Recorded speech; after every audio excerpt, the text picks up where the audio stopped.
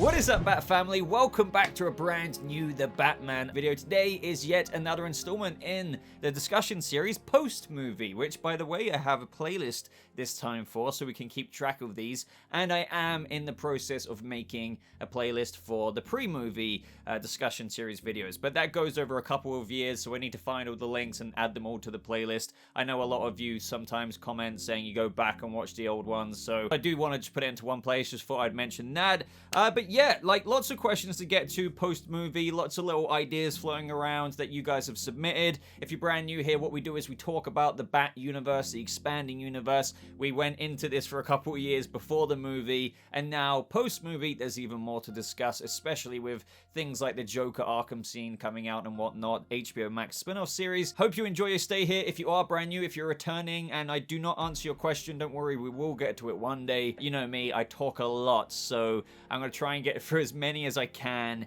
and we'll see where this goes. If you have any feedback at all, just let me know down in the comments. Let me know that you're enjoying these videos. You can do that through just telling me, or even liking the video, and I'd really appreciate that. But let's get into question number one from Clockwork. Now, this one, I just want to kind of already say right off the bat, this is probably going to be a whole separate video. Now, kind of, I guess you could say fan fiction-y in a way. I don't really like using that word too much. But the question is, if Warner Bros. Came to you and said, I'm going to let you write a Batman sequel, what's your plot outline? What would you say? You might be like, why did you choose this question to answer if you're not going to answer it? Well, maybe I'm just going to say I might do a video like this separately. Off the top of my head right now, you guys know me by now. My thoughts think a million miles per hour. I have lots of indecisiveness. Now, in terms of a sequel, I have lots of ideas that I could answer in these videos, but as for one I want to choose, that's something I can't really do right now. If you gave me like a setup, like, okay, Mr. Freeze is the villain, I could tell you how I could think that could go,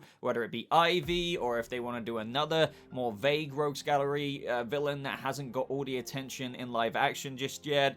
But in terms of a Batman sequel, I just think, you know, very loosely, it should continue the psychological development. I'm a firm believer that Matt Reeves is making this whole trilogy a psychological roadmap. As Pattinson said, he's already kind of got an idea of that psychological roadmap for his character of Bruce in this iteration for at least 2 more movies. And we already know they're very much so loosely talking about that sequel movie. Reeves has literally said that, but he just kind of is saying, this movie's just come out, so we want this one to, you know, breathe a little bit before, you know, going and fully talking about that second movie. So yeah, I think it should really continue that growth of Bruce, even though there was quite a development and an arc for this character in the first movie, with him realizing his sentimentality a lot more than what he even thought he had for people like Alfred, but even like himself. Now I think he is starting to blossom, so not repeating myself too much from last video, but obviously I think he should go out there and do a few more public things as Bruce Wayne. But this isn't really a massive plot breakdown right now, or a plot outline. I think the villain should still challenge him psychologically. I think each villain, like main antagonist if you will, should always kind of appeal to this side of Bruce and Batman that is still ever developing, and always kind of teach him a lesson as well.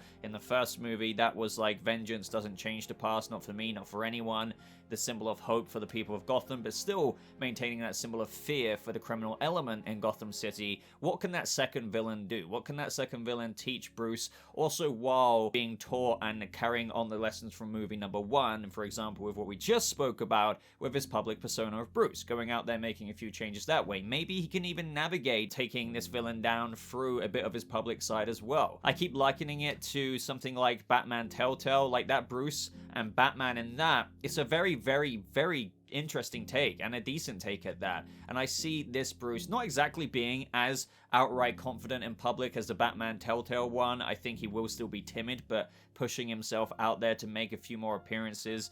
But I do feel like the balance could be, by the end of the trilogy, more of a Batman Telltale one, in terms of like where he's at his public side and Batman side. Sorry for the extremely vague answer there, Clockwork. I probably will do a video with one of my, you know, ways I would tackle the Batman sequel and what my plot outline would be. But even then, that would be one of a few, because it would depend on the villain, if that would be Freeze, if that would be Ivy, or some other villain out there in the rogues gallery, but I definitely think I will tackle that as a video idea soon, because I've got a lot of Batman videos that I'm working on that are not necessarily like video essay-esque, you know, they are a little bit, but more like a deep dive kind of topical kind of thing like this. So look out for that, guys, and let me know if you want to actually see that as well. So question number 2 is from Heather Rain R, channel member. Now we've had 2 Batcat dance scenes now in live action, and what would your thoughts be on making it a seedy club scene instead of a ballroom event?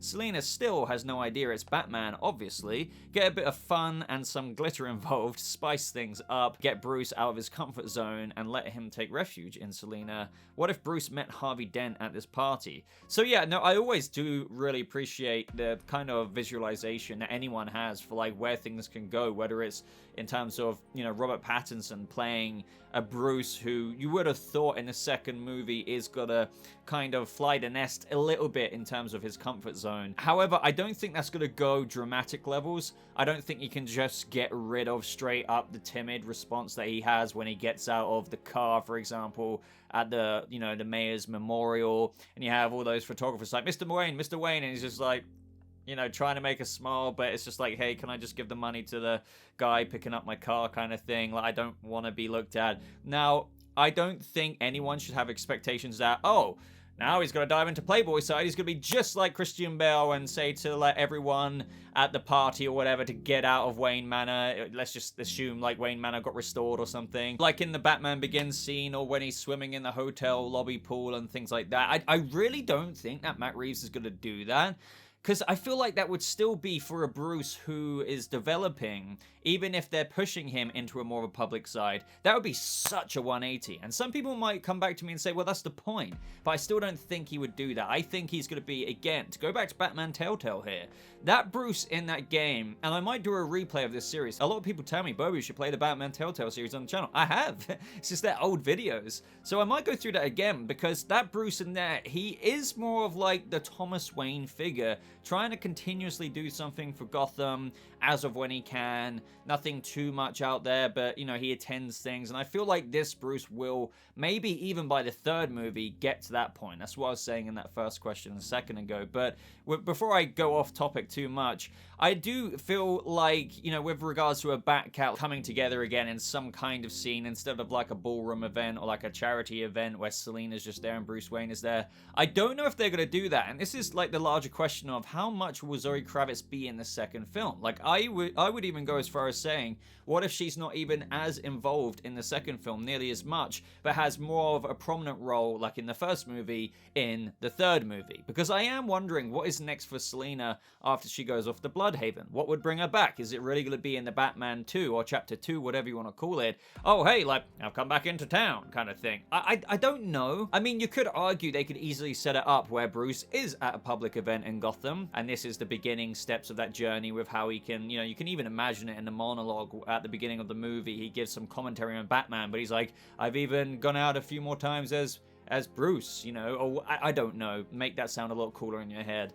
And Selina Kyle is there. That would be quite a typical cliche, whimsical tale of them meeting again, and as you say, it's not like Selina would know that Bruce Wayne is the Batman that she is very much so familiar with and has even been kissing on rooftops. I just don't know if they're gonna go there in the second movie, you know? I really don't know about that. And not only that, guys, I know we're getting into a little bit of other topics here, but just on the topic of Selina, like, the first movie's plot had her heavily involved because she was worried about her friend, her missing friend, and getting her own kind of vengeance for her.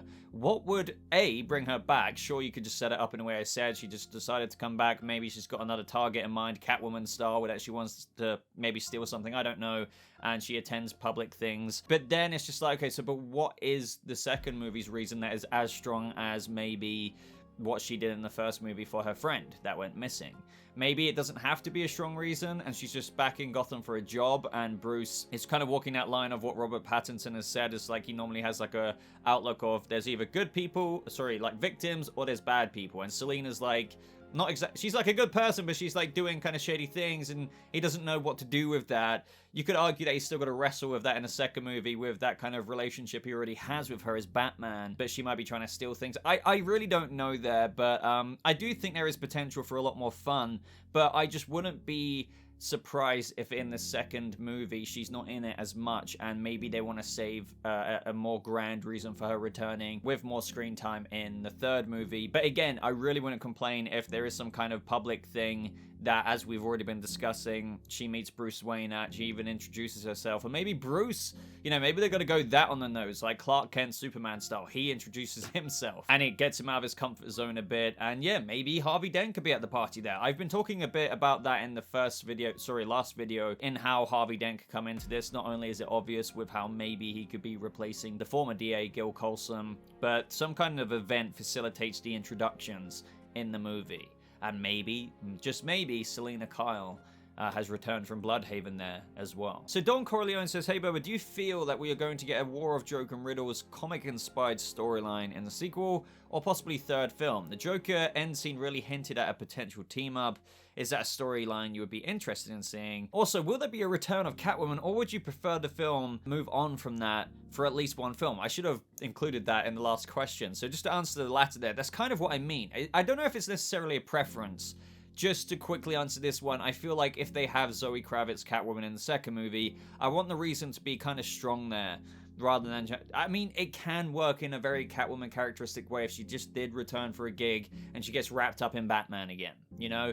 Maybe that is just all they need. But again, I want it to feel organic. I don't want them to just put her in the movie where it's just like, hey, Catwoman, it was kind of popular in the first movie, and people like that, and let's just insert her in the second movie for more batting cat. I really just feel like my intuition is telling me that she might not be as in it as much there. But again, that is completely based off nothing.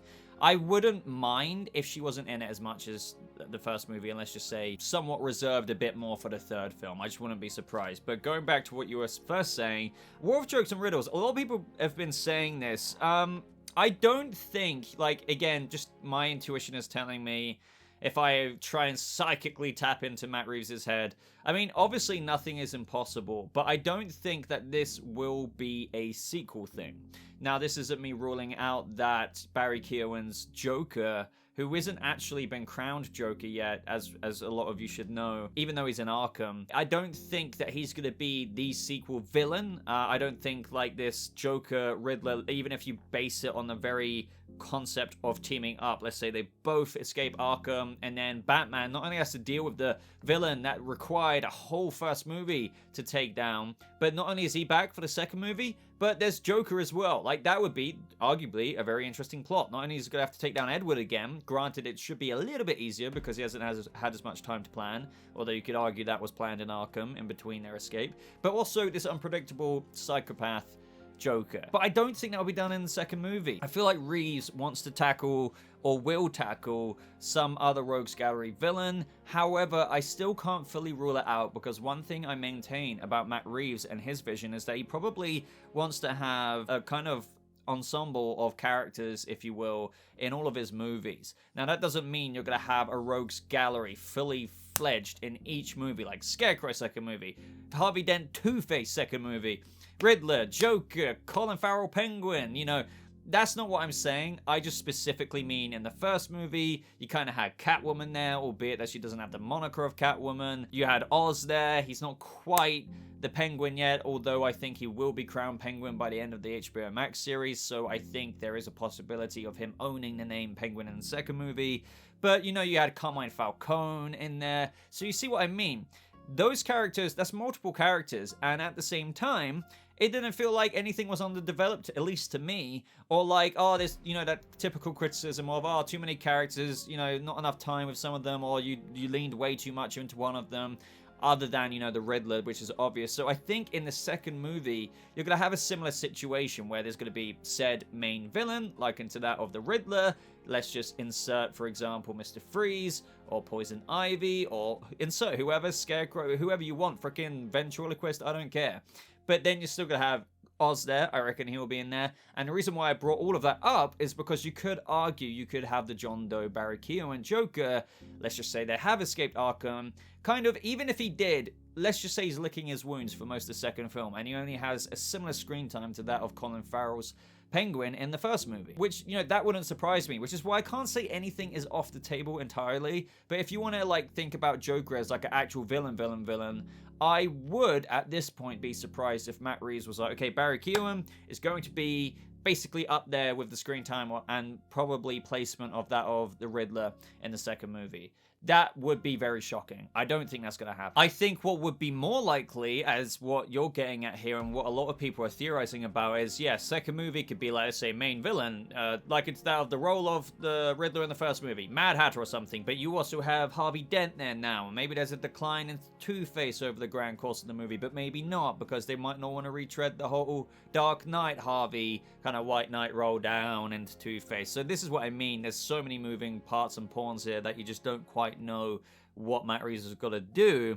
But by the time of the third movie, with a possible Arkham break maybe relating to that of the HBO Max Arkham series, again, this is going off of a lot of speculation here.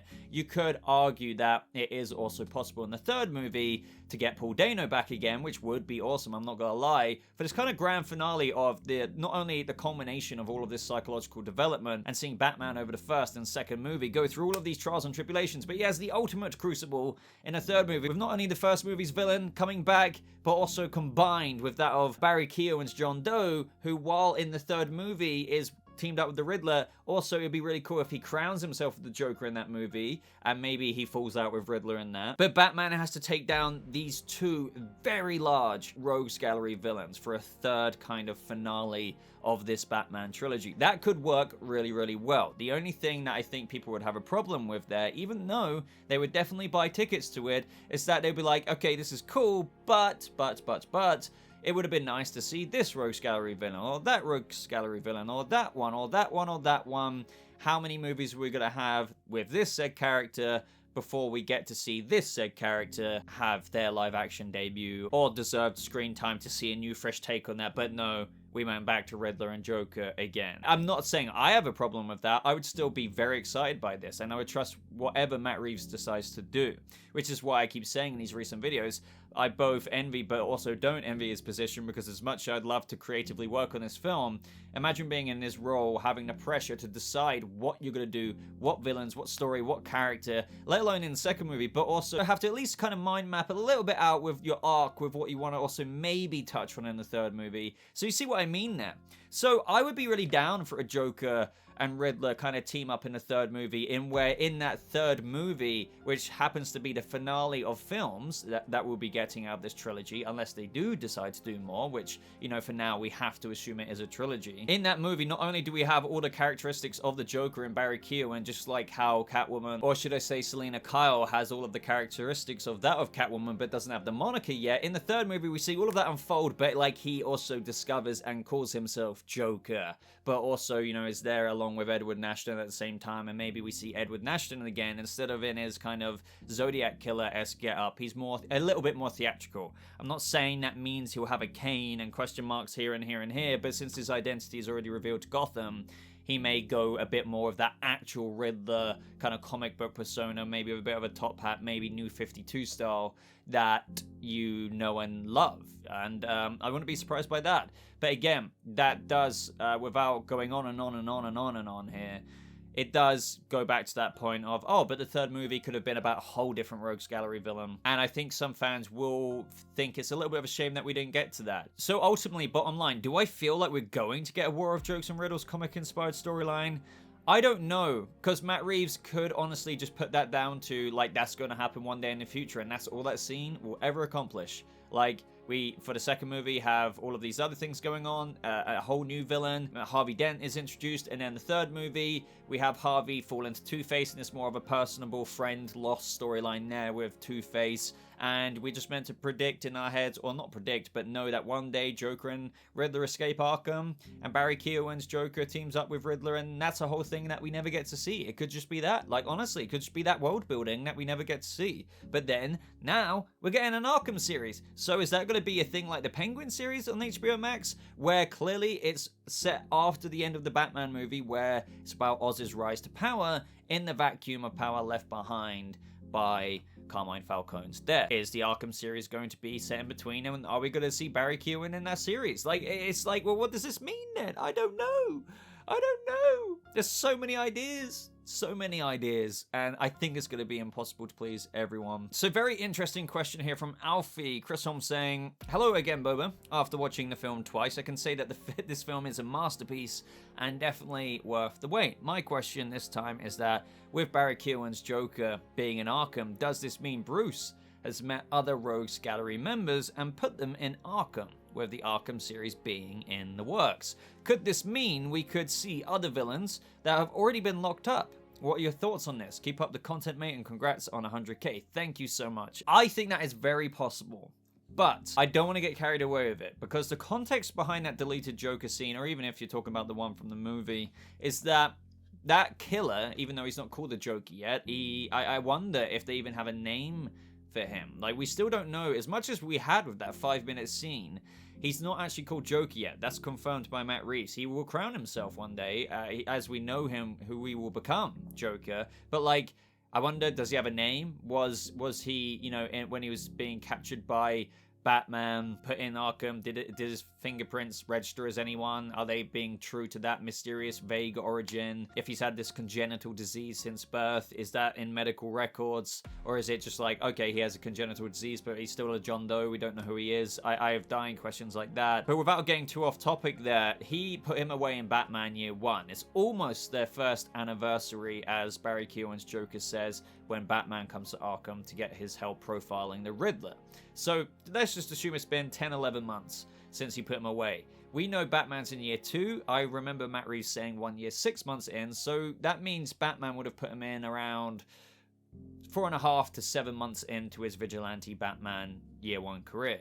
So would he have really had that much more time in those first 5 months or 6 months, or after those first 5-6 months, for the next year after that, going into Batman Year 2, of where the movie picks up, being at 1 year, 6 months, to put away anyone else? I really don't know about that. So in that hallway at the end of the movie, we saw this kind of wing in Arkham. It's like the Riddler was like a few doors down, Joker was kind of down the hallway, more by the TV up in the corner. But you could argue, like, the other Rogues Gallery members could take the place and be behind some of those doors. But I don't think anyone was in those doors. It is possible that he's maybe put away someone like Jonathan Crane or whatever like that. But I would be willing to bet that no, maybe Joker was the first one, Riddler is the second one. Sure, he's put away thugs and people like that, but we're talking about the most criminally insane for Arkham State Hospital here.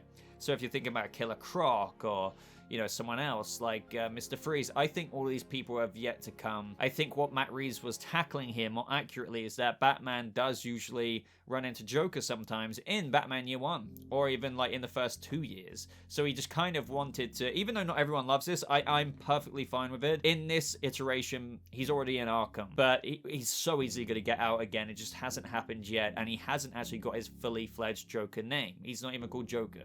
So he will get out again. All of the Batman and Joker dance is yet to happen, but it just happens to be that, oh, the second villain to end up there is Edward Nashton. And we have Joker having watched behind the scenes, hearing all about it on the news. And he's been like, oh man, you know, our Batsy's been dealing with this guy, which is why he's like, oh no, you did great at the end. Don't be sad, you did well. You know, Gotham loves a comeback story. So he's been listening to this. So I would like to say that someone like Mad Hatter and stuff like that already behind there, but I just really don't think so, given the span of the career so far, given the context of how it's almost their 1 year anniversary. I don't think he's gone up against multiple other Rogues Gallery villains within that first year of where he already put away this John Doe who is, you know, eventually going to be the Joker, and then now he's just put away the very intellectual mastermind Riddler. There's not really any room for anyone else. I'd be pretty surprised if he had. You know, at the very minimum, you could say someone like Victor Zsasz could be in there, but that might have been a bit more of an easier thing for Batman, which, you know, if we're going to keep escalating in numbers there, so let's just say we have Riddler, or should I say Joker first, Riddler, or Victor Zsasz as a third person, but Victor Zsasz might have been the first even before Joker. I would still argue that's because he's at the very infancy of his own crazy killing career, that even then Batman would have been putting away quite a lot of people in those first 2 years, which is why I don't want to escalate the numbers much more beyond 3, which is Joker, Riddler, and I have to think it wouldn't be anyone as grand as Mad Hatter. It would be someone more like Zsasz. But even then, do you know what I mean? I don't really want to say 3. So I think that's all yet to come. I honestly do. I feel like Batman Robert Pattinson's Bruce, having done this for a short while, unfortunately for him, a long road to go. A very challenging one. For example, Joker's put away, but he's not even a Joker yet. Like, he's got to break out and cause so much pain and hurt for Gotham that this is just the beginning. It is just the beginning. Like, that's crazy. He's not even called the Joker yet he's that crazy. He already knows Batman well enough to say things like, you're so ahead of the curve, when he asks, any theories? And then Batman's like, not yet. He's like, oh, really? You're usually so ahead of the curve, and he starts laughing because he knows him from his own experience of when he was almost getting caught by Batman until he did eventually get caught. And also, I do feel like there's candidates of villains that can be set up, though, within this space. For example, Hugo Strange could be the one who is working at Arkham. He could be higher up in the positions. He might not be. It could be Jonathan Crane, in a similar way to kind of Batman Begins and how Cillian Murphy was dosing some patients. I don't think it would be a carbon copy of that at all. I just think it would be cool if they went with whatever casting for Jonathan Crane before he gets caught. He's experimenting on people within Arkham or something like that,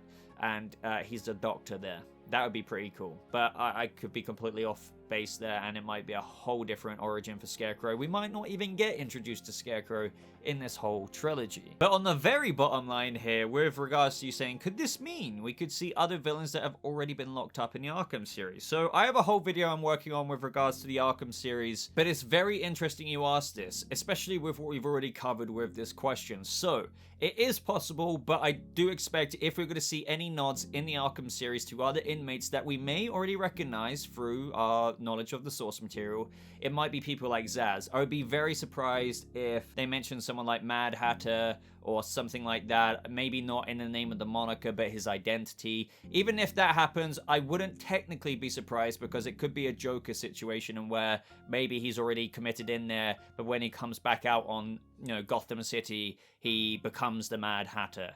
That kind of vibe. He hasn't even started yet. You could have the very infancy of characters like that. I think it would be so interesting. Like, I know we've got a bit of Harley with Margot Robbie and everything like that. I'm not even saying this is going to happen, but a recent thought is there a Harley Quinn in this universe? Is there a Harley Quinn in that Arkham who falls in love with this congenitally diseased Barry Keoghan John Doe, who isn't even Joker yet? That fascinates me. What causes that doctor, mad love, Stockholm Syndrome, to be kind of seduced by this Joker? I'm so fascinated with those ideas. Will the Arkham series even tease a psychologist by the name of Harleen Quinzel? I don't know. I do think there will be nods for sure, but don't expect fully fledged villains, to be in there. I've got quite a few ideas that I'm going to touch on this in my Arkham series video with how I think the Arkham series could work, or at least how I could envision it to be quite cool. But I wouldn't expect a plethora of already existing inmates in that series. So C Money Jr. asks, hey Bob, I love your vids, my man. Thank you so much. So I heard an interview of Pattinson saying that he loves Batman Death in the Family story. Do you think with the introduction of Barry Keoghan's Joker, they could set up a Death in the Family movie with Jason Todd Robin as a second movie in a trilogy? So, not to rain on anyone's parade here or anything like that, but absolutely not. I would be absolutely gobsmacked if they did that. It would be, I think, way too premature. This Batman, I don't think even should or could have a Robin in the second movie. I'm not opposed to a Robin being introduced through, like, the identity of Dick Grayson coming in the second movie. And I would even understand the lens of adaptation if, for some reason, Matt Reeves wanted to take a spin and it's like, oh, the first Robin he gets is actually Jason Todd. But I think fans would still have an issue with that, because Dick Grayson teaches Batman a lot in the first place. For when he has Jason Todd, there's already like this, outlook there for his mental state, how to handle a Robin or a younger person, that kind of thing. So to already just have Jason in the second movie, have Barry Keoghan's Joker, yes, I know he's been teased and introduced this, that, and the other, but to have him in the second movie beating this Robin already, it's like putting the movie on playback and zipping forward to get to the scene you want to see. It would be that fast and jarring that I would have to call that extremely premature. Trust me, I absolutely get the idea and fascination. Now, I even made a tweet about this that I think blew up to a few thousand likes because I think everyone resonates. After seeing the performance of Robert Pattinson as Bruce Wayne, his pain and the fear of loss, if you will, with Alfred in that scene, the fear that he thought he got over, but he never quite did. To imagine this actor experiencing, and we know what his Batman looks like, albeit it will be quite a different Batman at the time, of when he eventually loses a Robin to the Joker, if that happens in this universe, which you have to think head canonical wise, even if we never see it, it will one day happen. But to experience the acting chops of Pattinson, that I get why people get carried away with this idea, so oh my god, that would be so cool. You know, I don't want to see it, but oh, I do, you know? But no, like, when you kind of really ground it all into reality of what would really happen in this trilogy, that would be a big kind of misstep. It just wouldn't work. I just don't think Reeves would do that. Absolutely not. Even in the third movie, because I think, you know, as I've repeated a lot in previous videos when people talk to me about Robin, I think if you were to bring in a Robin in this series, it would be in the third movie. It like the second movie might be the introduction, maybe Flying Graysons or something at the end, you know, insert whatever you want there. But the actual in-between movie time, let's say there's a little time jump, a year and a half of training, it already picks up with him half-trained a little bit. Maybe not, you might have some debates about that, because you might want to see that in-between time. Who knows, ultimately. But even then, like, you know, this is about Batman, his psychological development. I argue, though, the reason why Robin can come in the third movie is because having a Robin, especially Dick Grayson, could be crucial to Bruce's psychological development, which is why I'm okay with him in the third movie. But to have Joker bash Jason's skull in or whatever, no, like, we haven't even got to Grayson yet, and I think Grayson is important for this series in particular, in iteration, to be the first one. So I just don't see how that will happen unless they do a James Bond situation where you actually have multiple musicals. But the reason why I maintain that as a trilogy is because that's the most realistic outcome right now. Other than that, you know, again, would love that, would love the storyline, but it just doesn't fit in with everything I just aforementioned. Would be extremely, bottom line, premature. Next up from Leo Hallen, you ask, at the end of the movie, the streets of Gotham were flooded, and I believe that the Batcave under Wayne Tower is flooded too, and is for the most part destroyed. Do you think that this will make Bruce build up Wayne Manor again and discover the caves underneath? I think the prequel novel said that the train station under Wayne Tower actually linked with Wayne Manor, so maybe he just moves all of his important stuff to the other side and sets up a base there. Funnily enough, I don't particularly think that is going to be the case. I think it would be a shame to move the Wayne, Terminus Batcave location, or like get rid of it. It's a really big open space. I love the way he could access it through the bike, you know, right at the beginning of the movie. And I'm pretty sure, like, we saw that Gotham was flooded, but the part at the beginning of the movie, we saw, like, Bruce ride out of Gotham quite a while. Like, it's technically not out of Gotham, but Wayne Tower was in, like, the higher district. Do you know what I mean? But technically, yes, Riddler did blow up multiple bombs around, like, kind of one side of Gotham. Not one side, but those bombs were, like, darted around one part. I don't know if technically every single part of Gotham is as flooded as every other part, if you know what I mean, even though it is pretty damn flooded. Here, I feel like they would have shown at the end of the movie or pointed out that it would be flooded. Then again, though, that's not an absolute necessity because they could just answer that at the beginning of the second movie. Like, Alfred could be talking to him saying, oh, how are the new foundations going? You know, there's a similar thing to Michael Caine again in Batman Begins. But I don't know. I just feel like it's still going to be the same location. But hey, I'll completely hold my hands up if I'm wrong. I just almost don't want it to be. Don't get me wrong. I love the idea of Wayne Manor still being the typical Wayne Manor Batcave underneath, but we've also in Wayne Tower got the whole elevator. Like, you see the elevator that Alfred comes out of, like, and it's got that really theatrical kind of Wayne gate to it. So I do feel like this is the Batcave. I do seem to remember that the kind of very, very wealthy side where Wayne Tower was kind of on the opposite side of the island, if you will, to what, like, was blowing up. And I remember the lights that were blinking were on one side that would have the most devastating flooding, and Wayne Tower was, like, let's just say that was this area. Wayne Tower, like, and the bike ride was like all the way over here, so it would be the furthest away from the worst flooding, and thus somewhat on the opposite side to where all the worst, completely worst devastation was at. So again, that's my vote, and I think that the Batcave should be okay. K.B asks, hey Boba, I know that Joker has a smile because of his congenital disease, but why do you think he has green hair and pale skin? Thanks, keep up the good work. So I believe this was asked before I did my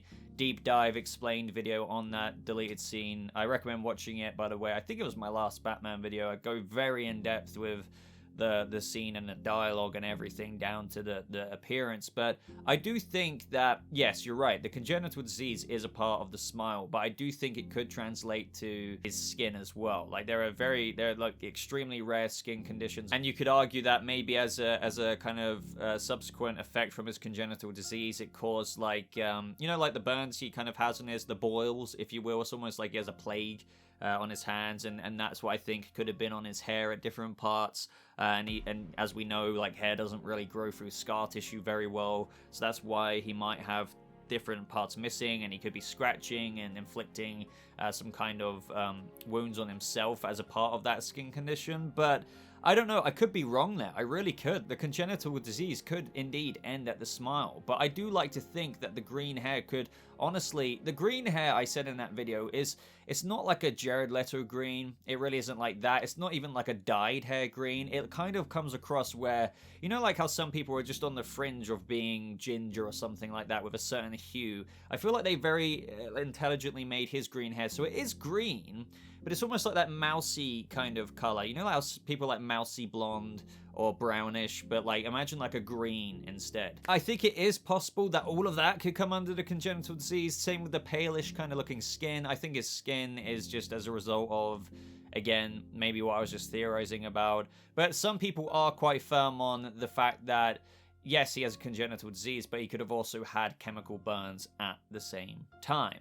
Now, the reason why I'm not fully subscribed to that is because in a quote with Reeves himself, he said, and I quote, "It's not something where he fell in a vat of chemicals," or it's not, and he goes on to talk about the scarring with, Heath Ledger. So I just don't feel like, I know people are still clinging on to this, and fair enough, like I really could be wrong. In my latest video, when I go over almost like this question, I don't feel like you would say it's not something where he fell in a vat of chemicals unless, like, if he didn't fall in a vat of chemicals. Do you know what I mean? So for now, it leaves my assumption to be congenital disease doesn't only explain the smile, but also I think that one of the side effects from that is basically the skin that he has as well. It kind of makes up all of this congenital disease, and it might be something he might have to reoccurringly deal with in his life, like the kind of scarring or the boil situations that he scratches, and as a result it goes to the hair, as I've already mentioned. That could lead to the bald patches that as a result of him scarring or scabbing over. Just all of that. Again, some people are thinking congenital disease plus maybe with the drops or something, he's had some chemical burns or something like that. And that could be the case, but I just don't... Why would Matt Reeves say otherwise? It's not something where he fell in a vat of chemicals when talking about his look and smile and stuff. Like, why would he say that if he actually does have chemical burns? Let me know what you guys think. Do you still think there's room for chemical burns, even though Matt Reeves has said it's not something where he fell in a vat of chemicals when talking about his design and look? Do you think that's still the case? Do you think it could be more along the lines of what I'm thinking and what Matt Reeves said in terms of congenital disease also means a skin issue with that disease that causes this intermittent health issue where he might have burns or kind of these blister-like things that appear like boils in the plague, and that appears randomly over the body and also leads to more damage over time where, kind of like some skin conditions where he can't stop scratching, like eczema in a way. He doesn't care about his appearance, so he just does it, and it's led to patches of hair, bald patches, etc, etc. Or do you think it's burns? Let me know. But I think I'm going to end this video there. There are, as always, more questions, but we will be getting to them in future videos. So if you like this video, everyone, let me know by just, leaving a comment, talking about what we talked about today. Also just liking the video and subscribing if you're brand new here. Obviously, this is a bit of in-between content, but we will be getting into updates as they come out. I do have Twitter. Follow me on there if you are on Twitter, Instagram as well, and I do have a Discord server which is linked in the description down below. But other than that, everyone, I think that's everything for today, so thank you so much for watching. I hope you all have a lovely rest of your day, and I'll see you fellow Bat family in the next video. Goodbye.